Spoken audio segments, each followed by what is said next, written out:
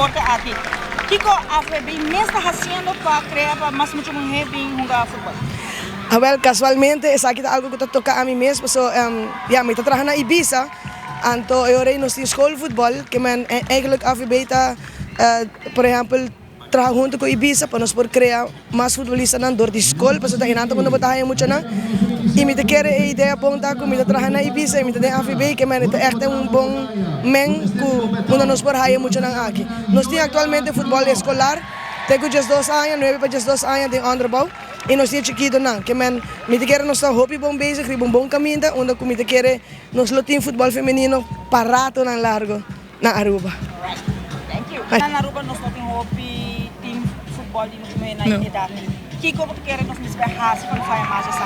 Olha, a ideia também de hobby tempo da bisa aqui para nós começar com schoolvoetbal, com escola não, me quer enante caminho que nós temos que começar a fazer competência a base de escola, invitar 20 escolas, lagan tudo na uniforme e começar a treinar e assim não para começar a recruit muito, e clube não para recruit muito e assim não para hire mais muito tempo. So ainda está difícil para maior não aceitar essa aqui, para me quer se vai via escola, é um tique mais fácil para nós por hire não.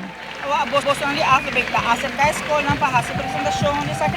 Well, nós estamos conjuntamente trabalhando com Ibiza, nós temos bastante ainda para finalizar a folha aqui, para a ideia também nós começar em escola, assim competência de escola conjuntamente com Ibiza, riba Cruyff, para assim nós partimos hopefully 20 escolas, para assim nós podemos ser muito interesse para join club.